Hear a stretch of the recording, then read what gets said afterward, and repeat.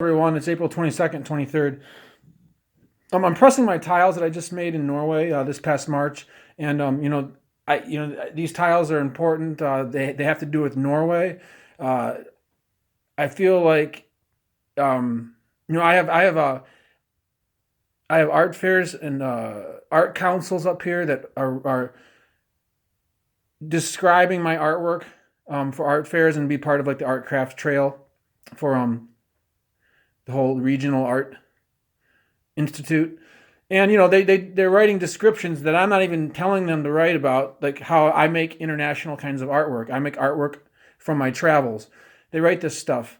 And so all this comes together, and in a way for me to make sure that my artwork is appreciated beyond just people knowing it came from Norway. Every one of my tiles has a story. Every one of them does. No one asks me about any of the stories. I mean, I could write a story about all of them. It'd take me forever. Maybe someday I will write a book about it all. But for instance, this tile just grabbed here.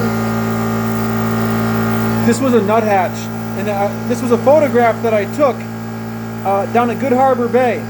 And if you remember, down on Good Harbor Bay, there's a strip of swamp that if you drive the very first, I think it's Good Harbor Trail, the very first paved entrance in the northern part of right near Overby Road. I think it's Good Harbor Trail. You go to Sugarfoots or you go down to the beach. So if you remember, when you drive down that road, right before you get to the beach, there's like that swamp, that strip of swamp that goes straight across the kind of, the road kind of drives through it, and you can look down and see the swamp. And if you look at a map, you'll see that swamp kind of is a long kind of,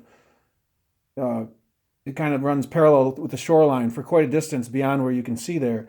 Well, I took a photograph of this nuthatch on a branch up there, and and you don't usually see nuthatches perched upright. They're always usually upside down. So that's where this image came from. This here is a red-spotted purple butterfly. This I took a picture of at my dad's house, and the butterfly had landed on a garden hose, and it was in the grass. And there was a customer there when I took the picture of it, I remember. And I'd never seen this butterfly before, though. It was really cool, though. It was really dark black and purple and had little red spots on the ends of its wings up there, too. So that's how this one became a tile.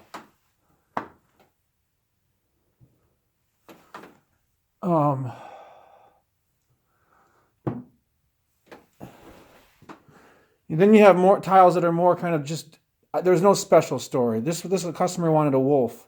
So we don't have wolves here. I don't have pictures of wolves, so I had to get a picture off the internet. So there's a few like that. But then I added the Big and Little Dipper. So all the tiles have stories.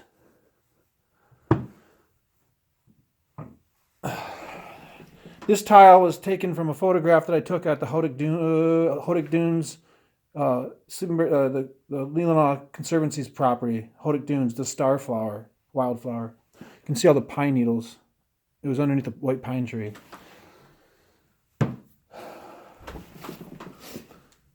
So all my tiles have stories. So when I'm posting on Facebook talking about stories or talking about these tiles that I made in Norway, someone mentioned that I had very poor grammar in one of my descriptions.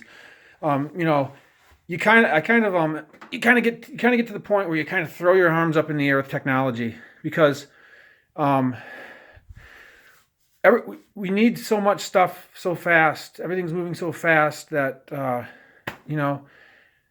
you can post pictures all the time. You can take all your day long writing a story about each one. We have Dictate on our phones. I use Dictate quite a lot now. My fingers are really big, so it's to tap on these little teeny dials. There's all these things that no one thinks about, and it affects everyone's lives so drastically, and we're all just figuring it out, and it's not easy, and everyone's trying to be happy, and it's not easy. So when I type, I think my voice. When I say my voice, it's how I sound if I were to speak what I type out. It would be a lot different than how you read it. I think it's almost impossible to really be able to some English teacher is going to tell you that it's not impossible, that you can do it. That's because that's what they deal with. They deal with perfection. They deal with someone getting an A and someone getting an E. So there's always the best person in the class, and there's always, the people aren't as good.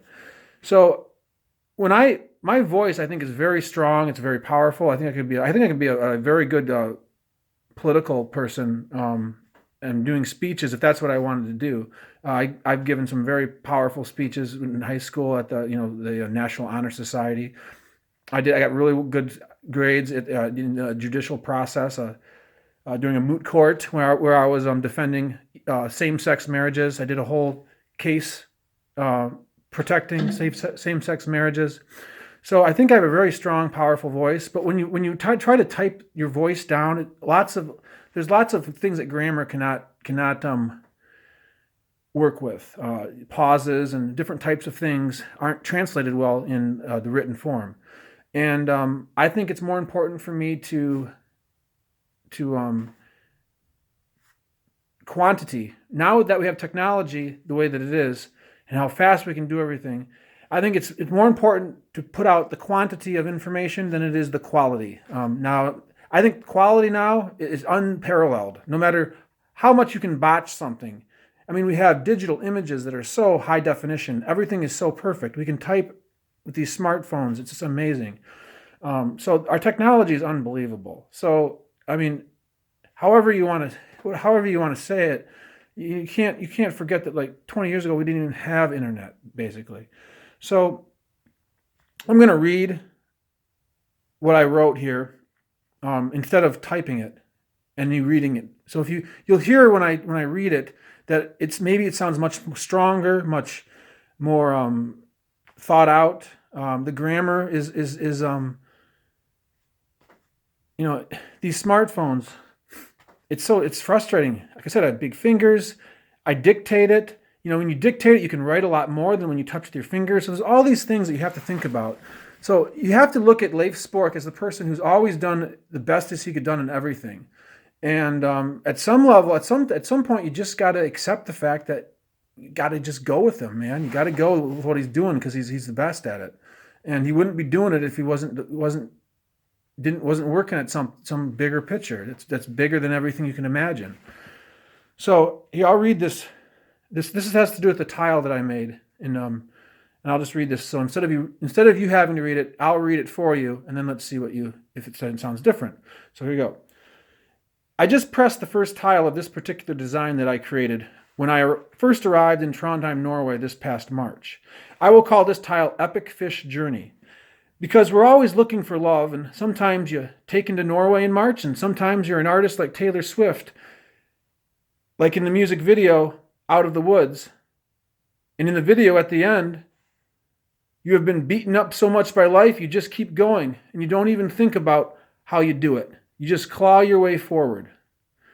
Canceled flights, 21 brittle tiles in a carry-on, seeing snow for the first time in Europe, a cold in its infancy growing,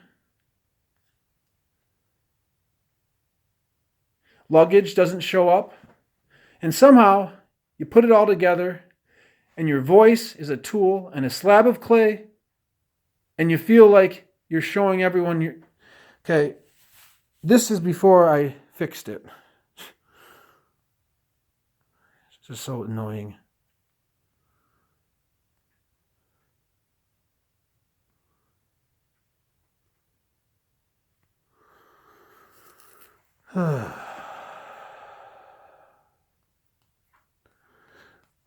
Okay, so someone asked me to fix it, and I fixed it, and then it didn't fix it on the internet. So I started reading it, and it wasn't the fixed version. So now this is the fixed version. So let me begin again. I just pressed the first tile of this particular design that I created when I first arrived in Trondheim, Norway this past March. I will call this tile Epic Fish Journey. Because we're always looking for love, and sometimes you're taken to Norway in March, and sometimes you're an artist like Taylor Swift. For me, in the music video, Out of the Woods, it is at the end of this video where you see Taylor Swift has been beat up so much by life, you just keep going. and you don't even think about how you do it. You just claw your way forward. Now for me, on the day I carved this tile, I clawed my way forward through canceled flights, 21 brittle tiles in a carry-on bag, seeing snow for the first time in Europe, a upper respiratory infection in its infancy growing, luggage didn't show up, and somehow I put it all together. My voice and a slab of clay are my tools, and I felt like I was showing everyone my guts. And it's not pleasant, but you have this little voice in your head that says, don't stop. Now, don't stop now, because this is what you have been listening to all along. So listen one more time. So you listen one more time and collapse in your bed. When it's over and wake up in the morning because you feel no one thinks you're serious or sane, and you show them that you are serious, and what do you have to lose? Because nobody even gave you a rule book. And I'm going to have a gallery in Norway, and someone will be struck by this design, and you never know. Someday Norway might even put it on a postage stamp. That was the first time me rereading the end of that, so I got a little hung up there at the end. So that's basic. That's the basis of this all. I just think it's important to know that I have a voice that's very clear and defined, and I could be an orator, and I could be a politician, and I could talk about my thoughts on things, and it would sound much different than how you read it typed out. And some people will say, well, some people will say, well, get used to it. You're gonna have to figure it out then, how to type then. I disagree. I think people are smart, and I think people are gonna read and figure out what I'm trying to say. And if they want to hear it, if they want to figure it out, they'll figure it out. If they don't, if they want to find things that are wrong with it, they'll do that too. So I'm here to entertain. This is me. My life is I'm an artist. When you're an artist, that's what you end up being, is basically, you have your real life, but you are an entertainer. And I think it's impossible to separate the two. It's just like with your taxes. You can't really separate being a self-employed artist and your feelings and emotions on things. It's all connected. And so that's how I feel about it. And just thought I'd add this little video to kind of help explain things. So again, if you want to figure me out and figure out what I'm trying to say, to be entertained by it, you're going to be blown away. I have a story, and my thoughts on things are so powerful and so interesting, and there's so much going on that people can relate to, that if you want to figure it out, you're going to learn so much, and you're going to be enriched by who you are, and by me being open like I am in some ways it's gonna empower everyone who decides to follow me. Like people are empowered by listening to Taylor Swift. Like people are empowered by watching Brad Pitt in the movies. By people are empowered by Steven Spielberg and all these other great artists and entertainers. If you let the person empower you, they have. I'm handing you guys the key. Now you can throw it out the window if you don't want it. You don't want it. That's fine. But I'm just letting you know. I'm handing you guys the key. So take it. And that's what I do. I go and I find people who inspire me, and I take the key they're giving me, and I unlock the secrets of their passions, their whatever it is the story they're telling, or the product they're making, or the piece of work that they're trying to sell.